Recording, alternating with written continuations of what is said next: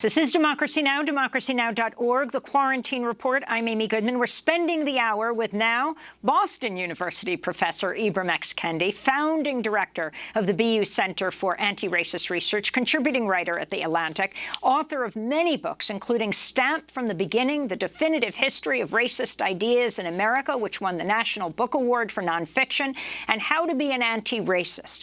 Well, as we said on Friday, thousands gathered for the 57th March on Washington on the National Mall for an event organized by the National Action Network. Among those who spoke were family members of victims of police violence. This is Jacob Blake Sr., the father of Jacob Blake, followed by George Floyd's brother, Philonise Floyd, and the mother of Breonna Taylor, Tamika Palmer.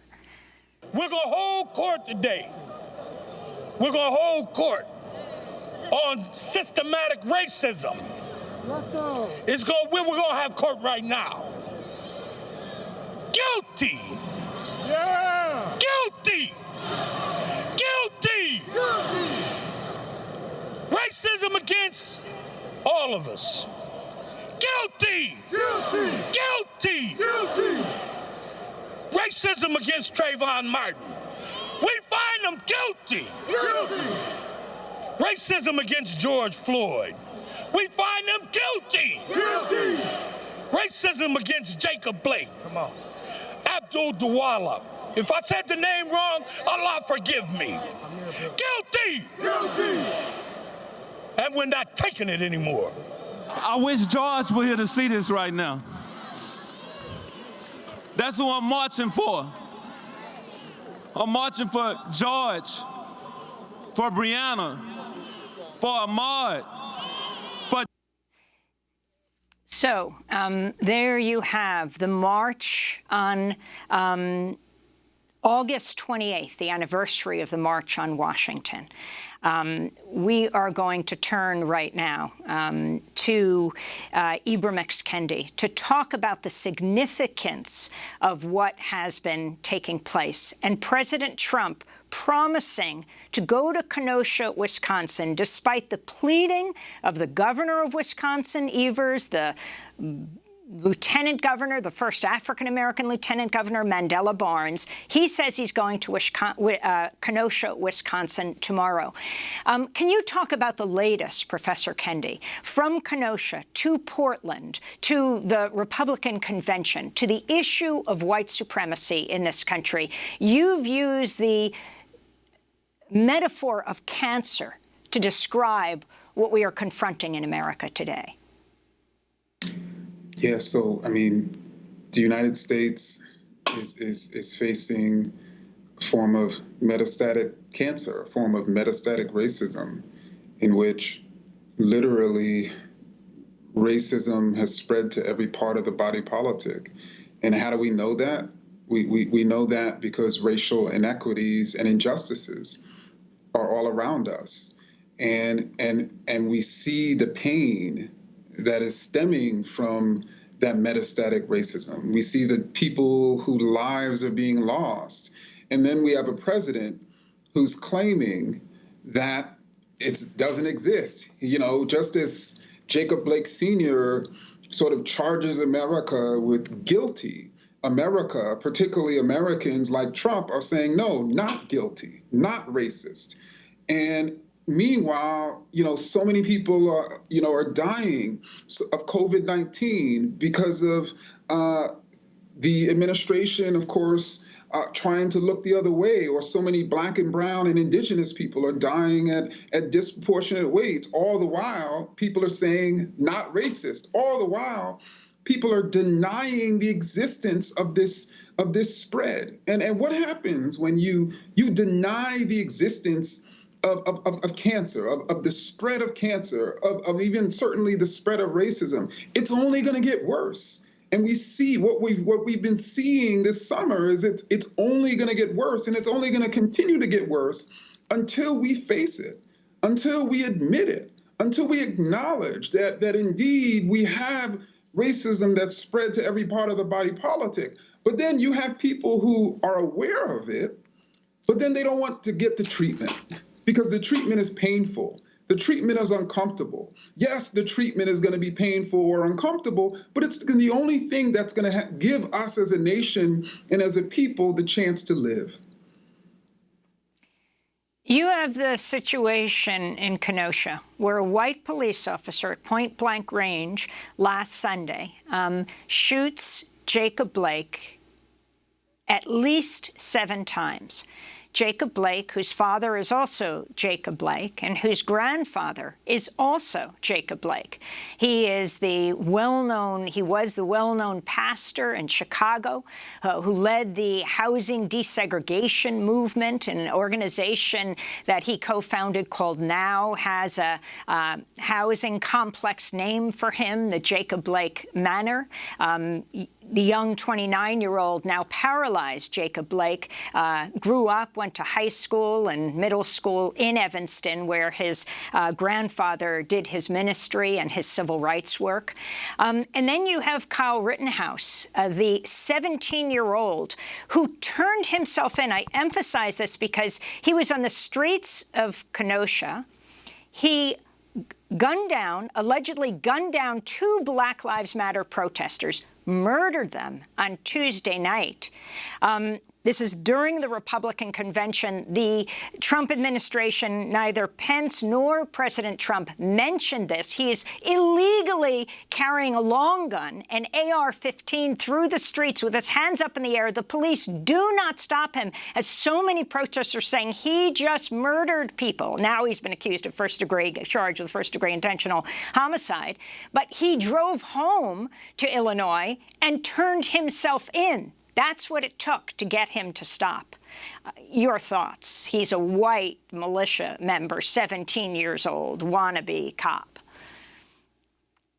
Well, first, the fact that he's a wannabe cop demonstrates the types of folks, particularly the types of white men who are currently attracted to American policing. And so then the question becomes, why are so many white, disaffected, racist young men who want to shoot and kill and get away with it being attracted to American policing? But I think what's also fascinating is that it is improbable, it is impossible for a Black person to be holding an AR-15 and walking towards the police and walking away from people who are saying they just shot someone, and for the police to let him go on by. I mean, that is impossible. But it's possible when it comes to white people, because even when white people are armed, they seem unarmed, even to police officers. But when Black people are unarmed, they're armed and dangerous. And I think that's fundamentally the sickness of racist ideas, that it allows for so many people who are unarmed and certainly not dangerous to die, while so many people who are white, who are armed and dangerous and just shot people, to go to their home and sleep in their bed, and certainly to not be harassed by the police. In response to Jacob Kendi being handcuffed to his hospital bed, you tweeted, Professor Kendi, Jacob Blake being handcuffed to his hospital bed. You tweeted, an allegory of what racism has done to Black communities, paralyzed economically and politically, fighting hard to recover, but inexplicably still shackled. Yeah, I mean, like so many people, I was just, outraged. Jacob had not committed a crime. He was shot 7 times in the back. He was paralyzed.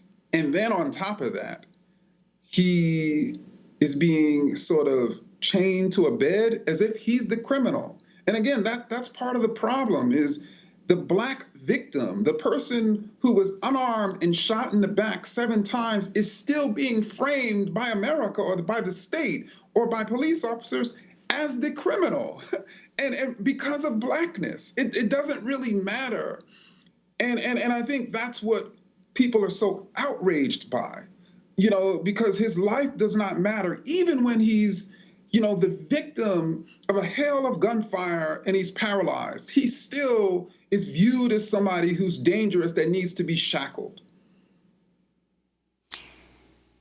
How has the work of anti-racist protesters over the last decades, over the last centuries, what do you think people should be doing now in this absolutely critical period, what some call the most important moment, especially this election in U.S. history? Well, I think first and foremost, no one should be fooled by law and order rhetoric, you know, that's coming from the Trump administration. When they speak of law and order, they're talking about the law and order of racism and Black death. That's what they want.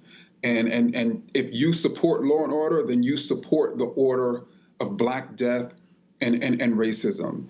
But I think more importantly, we should be joining organizations and supporting organizations that are challenging racism and racist policy and white supremacy. You know, we should certainly be thinking very seriously about voting for folks who are striving to be anti-racist. But even more than that, we should figure out ways to be civically engaged. Every single one of us has power. We have the power to resist. We have the power to resist policy. We have the power to resist policymakers. And one of the sort of guiding principles that anti-racist activists have sort of lived by for centuries, for decades, for years, for months, is that they have the power. Because racist power has been trying to convince us that we don't have power, whether it's enslaved people or even people today who are trying to figure out what can they do in the face of this juggernaut of racism. Don't think ever that you don't have the power. And the way we have power is by coming together, is by organizing together, is by challenging through our organizational strength. Would you call President Trump a white supremacist? Oh, without question. And I mean, and anyone who in any way can make a case that he is not a white supremacist based on what he says and based on what he does, and that he's not a racist. And again, I'm only stating this if someone is pushing policies that lead to white supremacy, they're white supremacists. Ibram X. Kendi, we thank you so much for spending this hour with us. Andrew W. Mellon, professor in the humanities at Boston University, founding director of the BU Center for Anti-Racist Research.